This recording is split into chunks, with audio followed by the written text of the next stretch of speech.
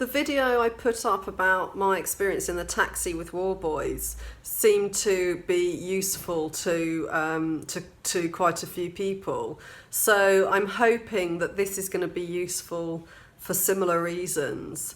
And this video is a sort of follow-on from that. It's an experience I had very recently, so the way I dealt with it was quite different. I hope that it will just make you think a bit about whether you stand up to a narcissist or not, and to sort of, I hope it will help you to view it as your choice, that you're not forced to do anything and you've got a choice in it. It is really long because I want to put in every detail, because I think there's just lots of different points at which maybe it might make you think. If it is too long, then I guess I'll see and then I'll know for next time that it was too long. I had stayed at a hotel on the Gili Islands, and the guy who was running it is the person that I'm going to be talking about. I think he was a part owner as well. He was English and had lived in Indonesia for 8 years. So basically nothing in the hotel worked. The internet was a disaster. I couldn't even open the door to my room properly. It just sort of moved about a foot and then you had to jam it open. The lock didn't work when I tried to lock it. There wasn't even toilet paper in the bathroom. You know, it was just a disastrous place. And I ended up injuring myself quite badly because nothing worked there and everything was broken. And I'd really hurt my back falling onto concrete. And so I had ended up telling 2 members of staff what happened, and after it happened, I went to get a massage there, and even the masseuse was really bad. You know, there haven't been many occasions when I've had a really bad massage in Asia, but this didn't help at all. And I told a couple of members of staff there, if I don't improve in the next couple of days, then I'm going to ask them to pay for a physio appointment, for physiotherapy, you know. And so they were aware of this already. And when I was leaving, the guy at reception had told me that this manager, the English guy, his name's Mike, I won't mention his surname, but he said, you know, that Mike had said that this had now been removed from the hotel, what had injured me. And so everyone was fully aware of what had happened. I'd already paid to stay there before, you know, unfortunately before I even arrived there, I'd already paid for a week there. So that's why I ended up staying. I nearly left a day early, but I was in so much pain with my back that I spent that last day just lying flat. And I had to pay for the food I'd had there, which was also not good at all. I needed to pay as I left just for the food, and my card didn't work in their machine. And the operations manager had said to me that I could pay the guy that was taking me to the boat. I could go to the ATM near the port. And so that was what I'd planned to do. But I'd also given him my email address just in case I had a problem at that ATM, and told him to email me if there was a problem. I didn't know if my bank had blocked my card because I was in a different country. I got off the horse and cart, went to the ATM and couldn't get money out. I tried 5 different times, different amounts, and it didn't work. So I told the guy with the horse and cart to let them know that what had happened and to ask him to email me as we'd arranged. So 4 days later, and they hadn't emailed. So I thought when I didn't hear from them that they were embarrassed and that they knew I'd be in touch about physiotherapy appointments. And So I thought, well, you know, they're probably thinking, well, we're not going to charge her for the food then. If I'd had physiotherapy appointments, that would have come to a lot more than what I owed them for the food. I was getting massages at that time every day, trying to make my back better. So now I was pleased to be on a different island, staying in a different hotel. And then it was about four days later, I had a message, a call on WhatsApp. And it was about 10:30 at night, so it was a really strange time for them to have been calling.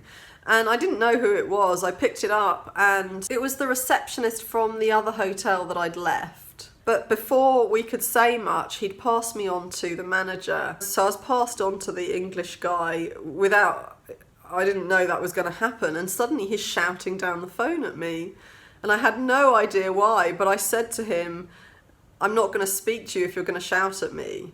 And he continued, so I put the phone down on him, and then he rang back various times and early in the morning as well, and I just moved my phone so that I wouldn't hear it buzzing, and I just left it because it was just so inappropriate to be calling me over and over again on my personal number on WhatsApp. If there'd been any issues, they had my email address, and that's how they'd agreed to contact me. And then a bit later, I looked at the messages and I saw that he was asking what I was going to do about the money I owed him. So at that point, I emailed booking.com because I didn't have his address, his email address. And I asked them to help me with this situation. I told them what had happened. I said we'd had this agreement that they were going to cover the costs of physiotherapy. And now suddenly out of the blue, he wants this money. And I'm now concerned, because he's behaving so unprofessionally, I'm now concerned that I'm never going to get the money for physio appointments. And by that point, it was clear that I needed at least more massages. I needed something because nothing was working. And I was just in a lot of pain all the time. And so anyway, booking.com basically said, we can't do anything, you have to communicate with him. So at that point, my doorbell went off. And this was about 8:30 in the morning.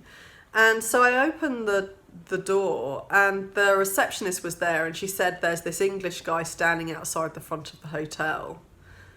I had never told the hotel where I was staying, so they had no idea where, you know, even which island I was going to. I hadn't given them any information. I later found out that the way he'd discovered where I was through the chief of the islands. He'd spoken to him, so that's sort of a bit like the mayor, you know. But obviously the islands are very small there, so it's a much smaller area, and I don't know why that person would have allowed them to find me. I don't even know how he knows who's staying where, but I don't know why he would have allowed some random hotel manager to come and find me in my hotel, and I think it's very concerning for the security in those islands. I mean, obviously he would have told him a bunch of lies, and he believed them. But the fact that he didn't even contact me himself to check my side of the story first, it's really concerning. So I told her that I realised who it was, that it must be this guy, and I told her that I wasn't going to go and see him, and that it was really inappropriate that he had come to my hotel, and that what I was going to do was email, because I explained I didn't have his email address, so I said I'd email her, and could she show him the email. In the email I explained that they had agreed to email me if I wasn't able to give them the money at the ATM, and that I hadn't heard anything from them, and that they'd also agreed that they would pay for physiotherapy appointments. Because he was behaving so unprofessionally, I decided to tell him that I would give him any money that was left after the appointments that I was having, because I didn't trust him. I didn't trust that he was professional enough to to do what had been promised to me and to give me that money back.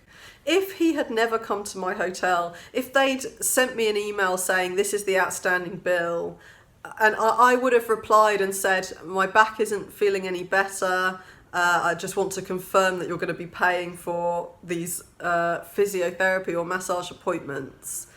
And had they said yes, then I would have paid them the bill there and then that was owed to them. But I you know, the alarm bells were ringing for me because it was so inappropriate, so unprofessional. So the receptionist showed him the email, and he then still stayed outside the hotel. I wasn't at any point going to go out and speak to this guy, because the fact that he had crossed enough boundaries already by calling me at crazy times, shouting at me on the phone, and then turning up to my hotel told me that I didn't owe this guy any kind of conversation, and certainly not outside the hotel where I was staying.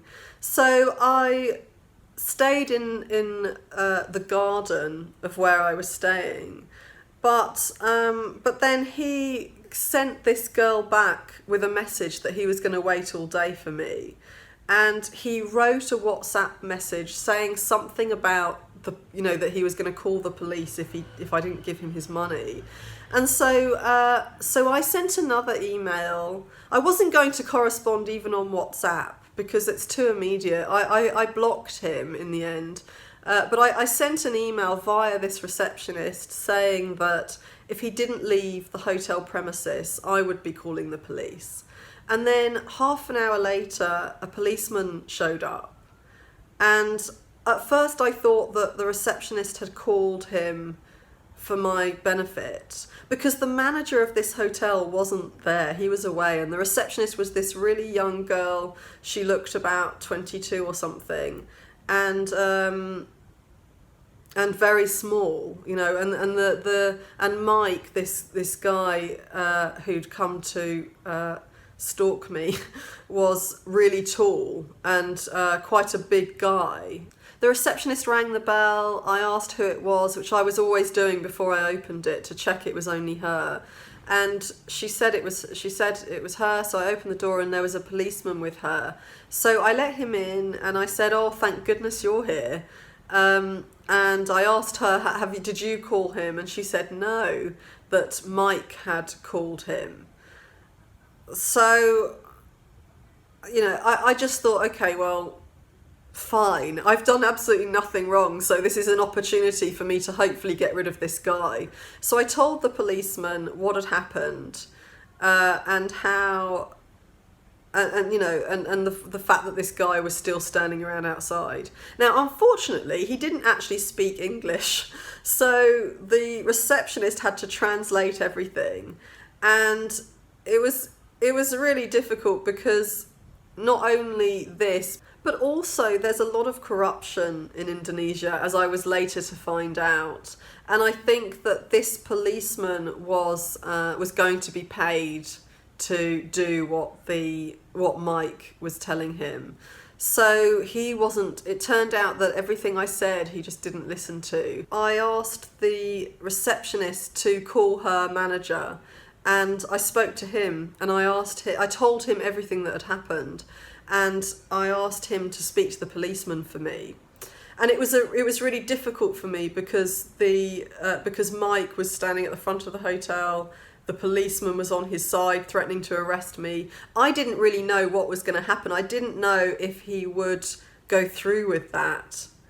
The manager I spoke to on the phone spoke to the policeman, and I had told the manager, look, I'll give him what would have been close to half of it. It was a round number in the Indonesian currency, and it would have been close to half of it, just to end the problem. Because and the reason I was prepared to do that was because, certainly in terms of British law, it would have been right to pay the bill, and then it would have been right to claim money from them. That's how it would work in that order. You wouldn't really not pay the bill and wait until they've paid, to reimburse you for your injury. It doesn't really work like that. So because of that, I was prepared to pay that amount. In Southeast Asia, the rules can be quite different. There's a system in place in those countries as well, but people often ignore it. And there's a lot of corruption. So people don't really abide by the rules. So I was used to, in Thailand and in Cambodia, that you could sort of come to a deal with people. And like I said, if there hadn't been any issues, if he had just behaved like a normal manager and they'd sent me an email, I would have paid the full amount, and I would have asked them to compensate me at a different time when I'd had the appointments and could show them all of the receipts, But trust had gone out of the window in this situation. And so the policeman had gone to ask Mike if that was okay, and Mike had said no. And he insisted that I paid the guy, or that he would arrest me and take me to immigration. And if he had, I think I still wouldn't have given anyone any money. I would have gone to the police station and I would have seen what was going to happen there. Now, there was no way I was going to pay this guy because of the way he'd behaved. I would have felt like I was saying that it's acceptable to behave like that.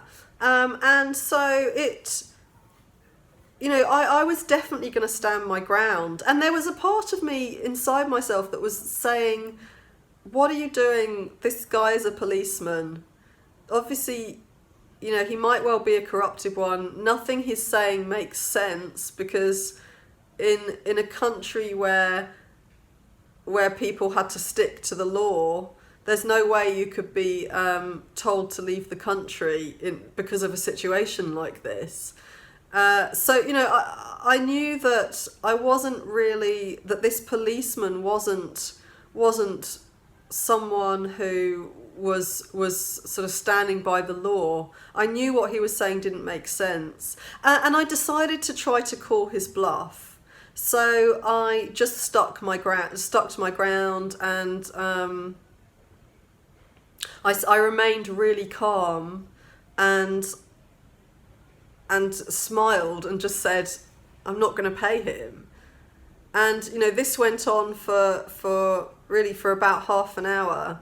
I was nervous, but there was just something in me that was I just wasn't having it, And maybe it would have reached, if someone really was going to push me out of the country, maybe I would have.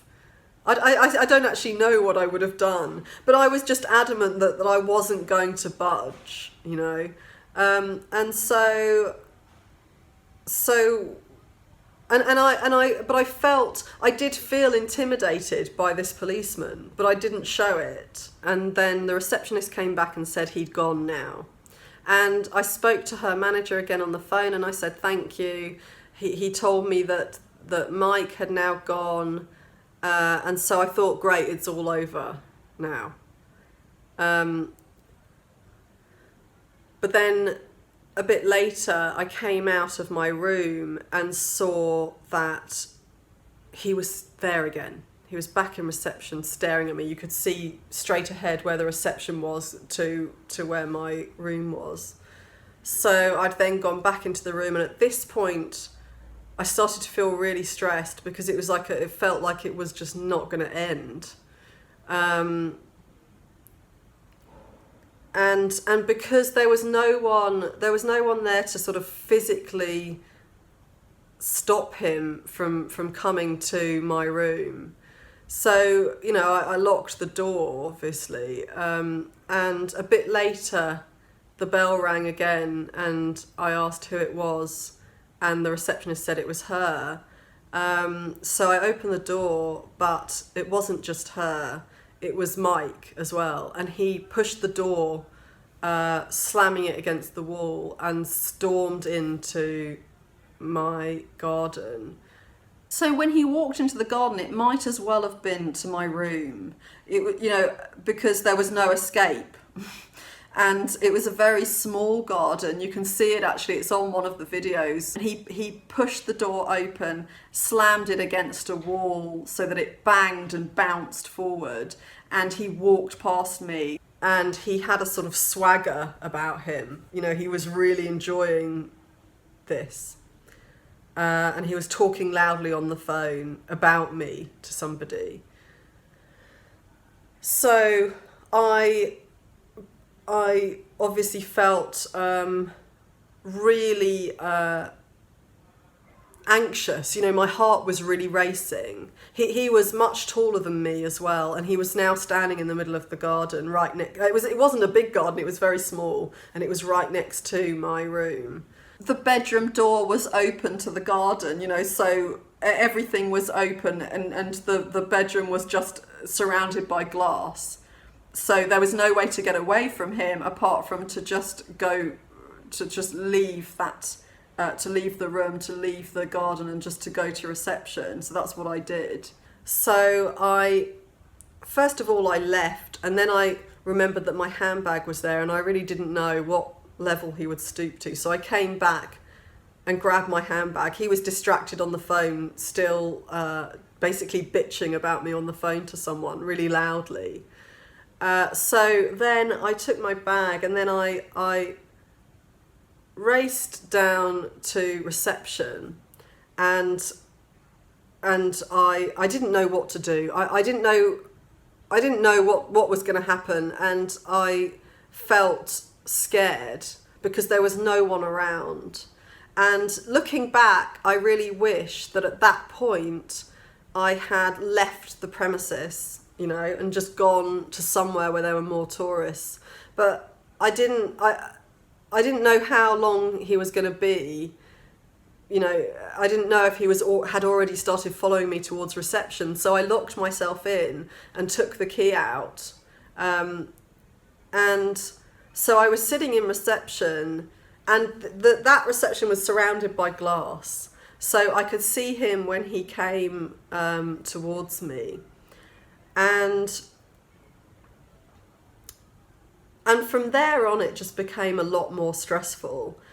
He was not really shouting, well, he was sort of borderline shouting. He was raising his voice at me, and he would sometimes come right up to the glass. And the glass, there was a gap where there was no glass, So, and it was about, the gap was about this big. So there was plenty of room, and it wasn't that far from where I was sitting.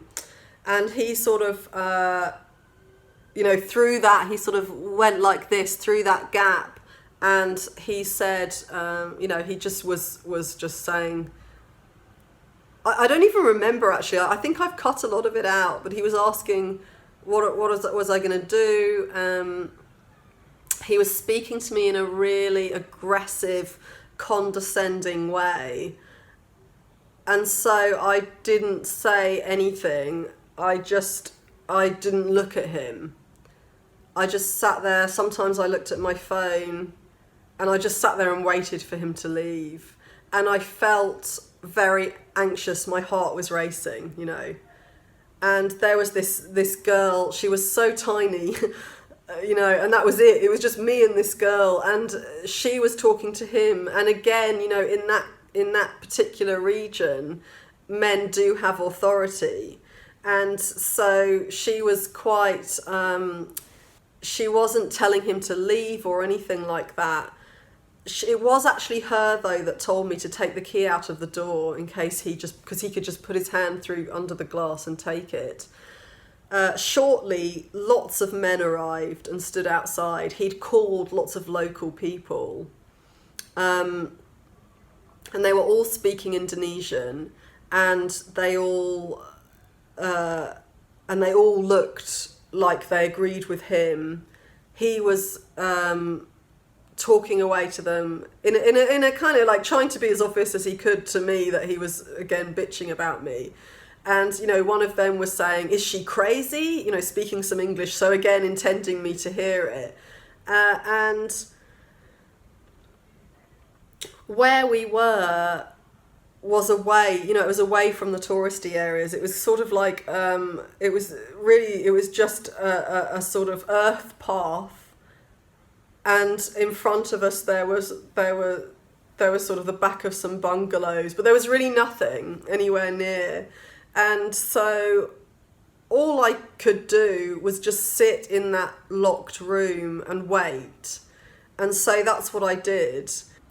He told me that the police would be back soon. He was shouting at me. He was telling me I was crazy. He was repeating my name all the time, along with all of these different insults. I can't even remember what they were now.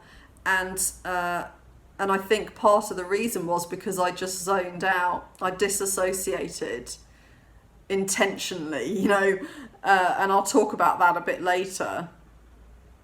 The only thing I ever said to him in response was that I wasn't going to speak to him. There's something called Jade, which stands for justify, argue, defend and explain.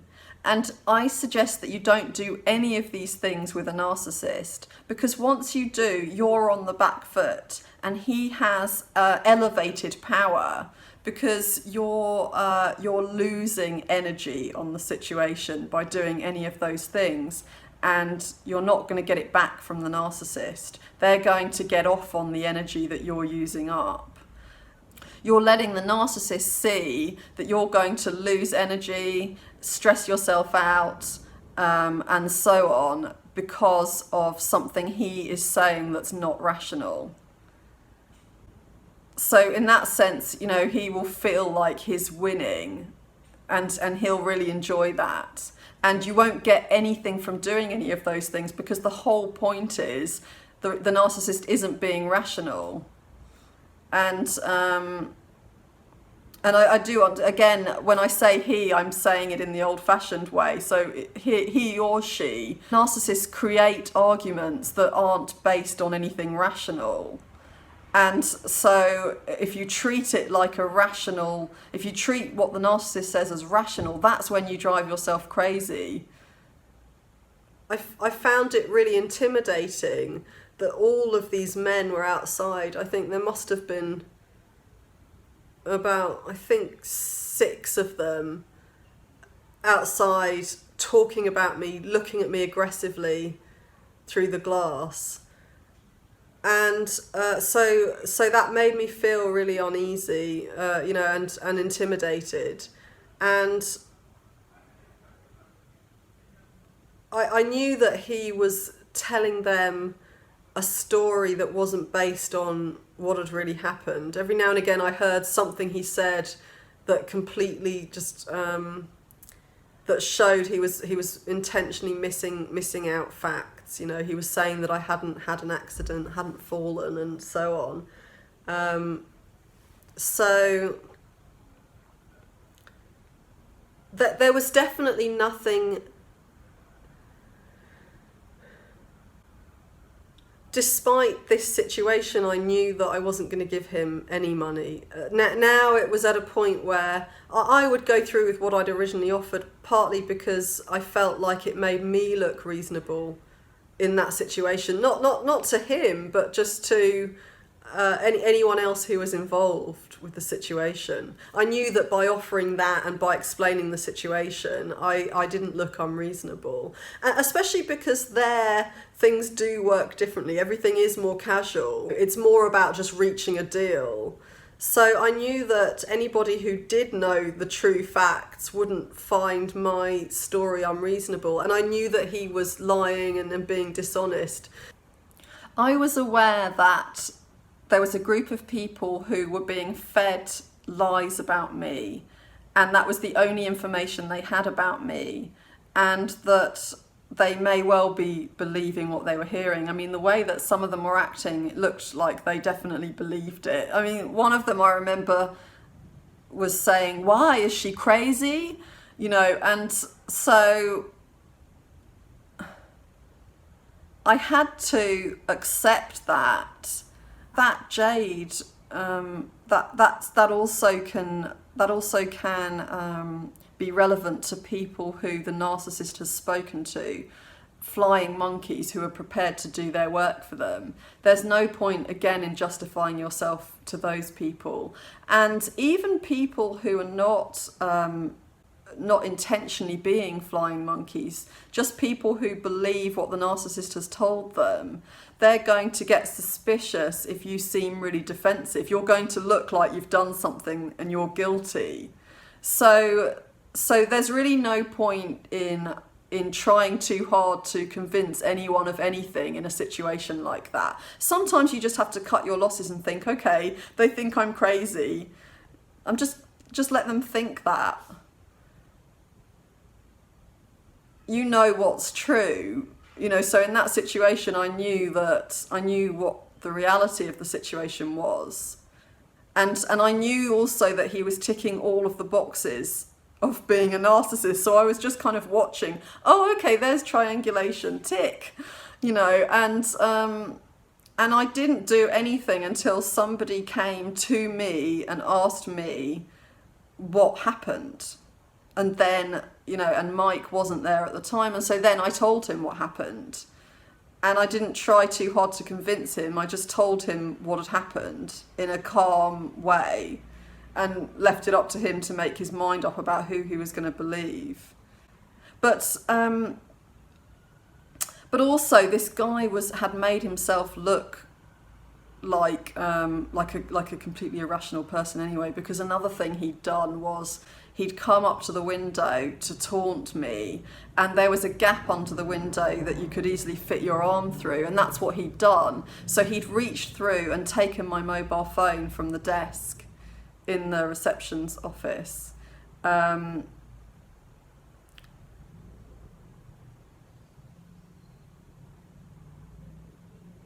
As soon as he did it, I knew it was too late. I couldn't take it back from him. I didn't bother to, I guess in theory I could have grabbed his hand, because I saw it happen. I could have grabbed his hand, tried to get it off him, but I could see that by doing that, the chances are he would win, because he's a man. He was tall, generally quite a large-sized man, and he would have been stronger than me, and probably he would have managed to get it before I could get it off him. And so by doing that, I would have shown him that I was willing to pour my energy into something, and he would have felt that power, and it just would have excited him more. So I didn't do that. I let it happen, and I wondered, am I going to see that phone again? And I just accepted that there was nothing I could do, that anything I tried to do would just make the situation worse. And it was, I regretted it. I thought, oh, why did I leave the phone there? Why didn't I put it further away on the desk where he couldn't get it? I immediately had that feeling, and it was really a horrible feeling that he had my phone. Obviously, our phones are private. I guess he couldn't have got into the phone, but it was just horrible. But at the same time, I thought, wow, he's just behaving in a more and more extreme way, and this is just such inappropriate, crazy behaviour, and so I just watched that he just ticked another box, and that he was just getting more and more desperate for a reaction. He was just trying everything to get a reaction from me, and I wasn't going to give it to him. I repeatedly asked the receptionist to call the manager, and she said, oh, it's his day off today, he can't speak to you. And she didn't grasp how frightening the situation was. And I think part of the reason why she didn't understand was because I was behaving very calmly. But inside I didn't feel calm. I just I was just behaving really calmly because I knew that I needed to in that situation. I knew that if I didn't behave calmly, everything would get worse. the guy would start to feed off my reactions and get more and more extreme, you know. And so I think she just didn't get it at all, and she was completely unsupportive. When he took the phone, he noticed I hadn't reacted, and that confused him. And so he asked the receptionist, "Is this your phone?" And she said no. And he said, "Whose is it?" And the receptionist, rather in a rather silly way, said it was me. You know, she shouldn't have said that. She was actually quite useless, really, at doing this job of protecting her customer. She was, you know, she obviously felt very threatened by this guy, and she was very young. She was also very petite. She was she was living in a culture where women are, where men are superior to women, and where women have less power, you know. So she was sort of adhering to those rules. So she immediately, you know, told him what he wanted to know, that it was my phone. And I felt that no one was protecting me from him or from any of these men. That was a frightening experience, to be locked in that room. I wondered, what's going to happen if I need to go to the toilet? And so I just hoped that it was going to be over soon. And even though I had the door locked to protect me, everything was glass, so it still felt kind of fragile, and I could just see this group of men looking annoyed and turning around and looking at me, and there was nothing. There you know, we were down an alleyway. There were no tourists around. There was just nothing I could do. That you know, even if I tried to call the police, I just would have, that same guy would have come back and threatened to arrest me. So, you know, there was just no one. This is quite a long story, so I'm going to be cutting it up and spreading it across different videos. So I'm not going to end and begin as I normally would. They're just going to be little pieces sort of cut out and put across different videos, so it's not one massive, overwhelming, long video. If you haven't subscribed, please subscribe, and I'll see you in the next video.